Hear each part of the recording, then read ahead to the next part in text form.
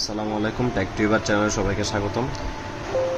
ছবিটা কিন্তু এখানে থাকবে না, ঠিক আছে? যেহেতু ছবি থাকবে না, আমি এখান থেকে একটা মানে এত কাহিনী করে লাভ নেই, একটা নর্মাল কালার নিয়ে নিলাম। কালার নিয়ে এখন আমি একটা কাজ করবো, সেটা হচ্ছে আমি এই কালারটাকে একটু কপি করে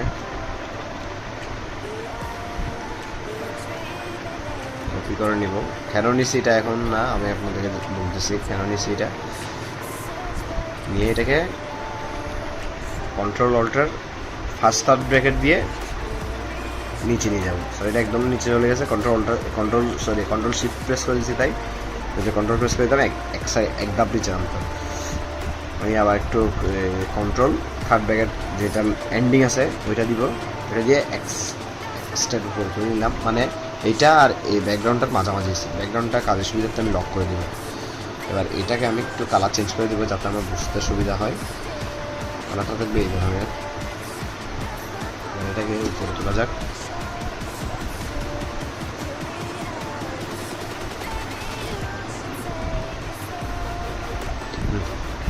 এবার আমি কী করবো, এই যে উপরের শেপটা আছে এটাকে কপি করে রাখবো, এটা আমাদের একটু পরে লাগবে।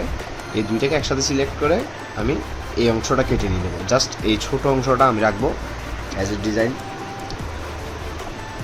মানে একদম এটা থাকবে একটা ডিজাইন হিসেবে, একটা জাস্ট নর্মাল শেপ হিসেবে থাকবে এটা। এটাকে আমি এখান থেকে ক্রপ করে নেব।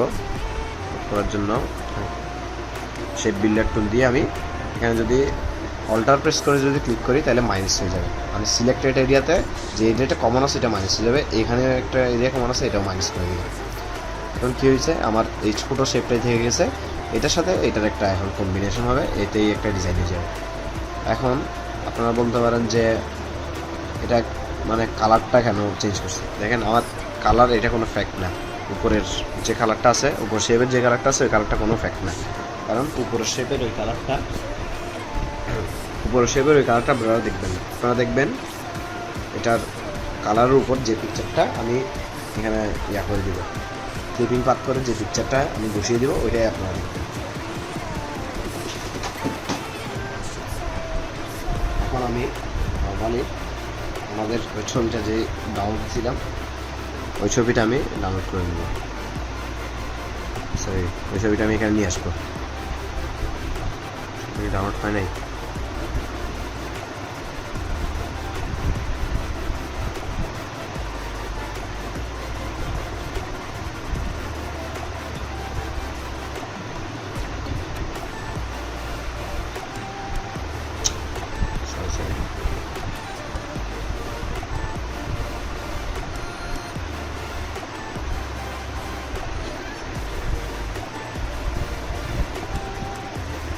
ছবিটা আমি এই জায়গায় নিয়ে আসলাম। এখানে আমি ছবিটা যেহেতু মানে ভালো কোয়ালিটির আর পিক্সেল বেশি, সেহেতু আমার আর্টবোর্ড থেকে অনেক বড় হয়ে গেছে। আমি ছবিটাকে ছোটো করে নেব, প্রথমে একদম ছোটো করে নেব। ছোটো নিয়ে আমি আমার এই শেপ অনুযায়ী ছবিটাকে আমি অ্যাডজাস্ট করে নেব। প্রথমে আমি দুইটাকে সিলেক্ট করে আমি অ্যালাইন করব। অ্যালাইন করার জন্য যেহেতু আমি এই উপরের শেপটা দিয়ে অ্যালাইন করব, সেহেতু উপরের শেপটার সাথে ছবিটাকে অ্যালাইন করবো। সেজন্য আমার কী করতে হবে, প্রথমে উপর শেপটা আর ছবিটা একসাথে সিলেক্ট করব। সিলেক্ট করার পরে উপর শেপটা আরেকবার সিলেক্ট করব। এতে আপনার প্রাইমারি অবজেক্ট হবে উপর শেপটা, সেই হিসেবে ছবিটা অ্যালাইন হবে। এখন ছবিটাকে আমি অ্যালাইন করে নেব। এই যে অ্যালাইন থেকে মিডল লাইন, এইদিকে মিডল লাইন, নিচের থেকে মিডল লাইন দিয়ে দিলাম। এবার আমি ছবিটাকে আমার পছন্দ মতো বড় করে নেব, যতটুকু আমার ডিজাইনের প্রয়োজন। হ্যাঁ, যেটুকু প্রয়োজন আমার ডিজাইনে এটা করে নিলাম। আচ্ছা, আমার একটু ভুল হয়েছে, সরি। ডিজাইন এতটুকু প্রয়োজন ছবিতে। আচ্ছা, আমি একটু বাড়তি নিয়ে নিই যাতে কাজে কোনো অসুবিধা না হয়। এতটুকুই আমার ছবিটা করতে হবে। সরি, আমি বসিয়ে নিয়েছি। এবার আমি আমার পালাতে অ্যালাইন করলাম। দুটো একসাথে ক্লিক করে এখানে make clipping mask, sorry align না, ক্লিপিং মাস্ক করা আবার কাজ হচ্ছে। এখন ক্লিপিং মাস্ক করবো। এখন মেক ক্লিপিং মাস্ক দিয়ে দেখেন এখানে কিন্তু এটা ক্লিপিং মাস্ক হচ্ছে না, কারণ আমি ছবিটা উপরে বসাই ফেলছি। ছবিটাকে বসাতে হবে শেপের নিচে, যে শেপে আমি ক্লিপিং মাস্ক করবো ওইটার নিচে। তবে আপনারা আরেকটা জিনিস মনে রাখবেন, যদি আপনারা অ্যাডোবি ফটোশপ থেকে কিছু অ্যালাইন করতে চান এভাবে শেপের সাথে, সেক্ষেত্রে আপনাকে পিকচারটা রাখতে হবে শেপের উপরে। আর অ্যাডোবি ইলাস্ট্রেটর থেকে যদি আপনারা ক্লিপিং মাস্ক করতে চান তাহলে অবশ্যই আপনার পিকচারটা শেপের নিচে রাখতে হবে।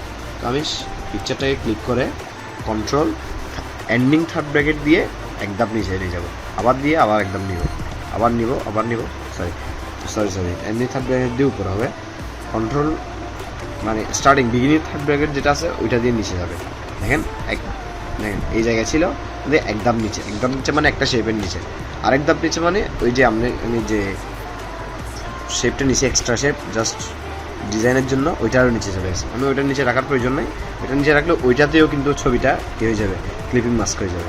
তো আমি সেক্ষেত্রে এইটা শুধু এটার নিচে রাখবো, মানে ওই দুইটার মাঝামাঝি থাকবে, রেখে দুইটাকে বলে সিলেক্ট করবো মেক ক্লিপিং মাস্ক। দেখেন ছবিটা কিন্তু শেপের সাথে একদম পারফেক্টভাবে কানেক্ট হয়ে গেছে। ঠিক আছে, এখন এটাকে একটু দেখতে খারাপ লাগতেছে দেখে বিধায় আমি ছোটো করে নিই, সরি ছোটো হবে না, যাই হোক এটাকে প্রথম থেকে ছোটো করা হচ্ছিল, এখন তো আর পসিবল না, আমি কালারটা চেঞ্জ করে দেবো। এই যে এই ছোটো জিনিসটা দেখতে হয়তো ছোট, কিন্তু এটাতে আপনার ইউজ করতে হবে আপনার একদম কোম্পানির যেটা প্রাইমারি কালার, যেটা দেখে কোম্পানিটা চোখে লাগবে, মানে একদম ফার্স্ট লুকে আসবে, সেটা দিতে হবে এই কালারটা। তো আপনারা যেহেতু পোর্টফোলিও করবেন, এখানে কোনো কোম্পানির ইয়া নেই, আপনারা নিজেদের মতো কালার করবেন। আমি একটা কালার দিয়ে দেবো, এখানে আমি স্কাই ব্লুটা ইউজ করবো, স্কাই ব্লু ইউজ করবো। আমি পুরা ডিজাইনে কিন্তু আমি স্কাই ব্লু ইউজ করবো। ঠিক আছে, এবার দিব কি কোম্পানির যেই ইনফরমেশনগুলো থাকবে সেগুলো আমি ইয়া করব, কোম্পানির যে ইনফরমেশনগুলো থাকবে সেগুলো আমি একটা বা এখানে আনবো। তার আগে আমি একটা শেপ নিয়ে নিব, শেপটা হবে একদম এন্ডে, ডিজাইনের একদম এন্ডিং পার্ট। এটার কাজ কি সেটাও বলে দেবো। আমি একটু বড় করে নেব, এটা এত ছোট দিয়ে হবে না, এই সাইজে রাখতে হবে আর কি, এই সাইজে রাখলে চলবে। কারণ আমার এই জায়গায় এই যে আমার ব্লিড এরিয়াটা আছে, এই ব্লিড এরিয়াতে কিন্তু আমার মানে একদম কোনো ডিজাইন এই ব্লিড এরিয়াতে যাওয়া যাবে না। ছবিটা আর শেপটা যে আমি কাটতে পারবো, কাটলে কোনো সমস্যা হবে না, সেক্ষেত্রে আমি এটা ব্লিড এরিয়ার বাইরে নিছি। কিন্তু কোনো টেক্সট ব্লিড এরিয়ার বাইরে যেতে পারবে না, কোনো ইনফরমেশন মানে ইনফরমেটিভ যেসব ডিজাইন আছে যেটা আপনাকে ইনফরমেশন জানাবে, মানে কোনো ছবি না, ছবি তো সামান্য কাটা গেলেও সমস্যা হয় না, বাট কোনো একটা অ্যাড্রেস বা কোনো একটা মেইলের যদি একটা ওয়ার্ডও কাটা যায়, সেক্ষেত্রে জিনিসটা দেখতেও সুন্দর লাগবে না, আর মানুষেরও দেখতে একটা সমস্যা হতে পারে। সেক্ষেত্রে আপনারা যেটা করবেন, ডিজাইনের মানে আপনার ব্লিড এরিয়ার বাইরে কোনো ডিজাইন রাখার প্রয়োজন নেই।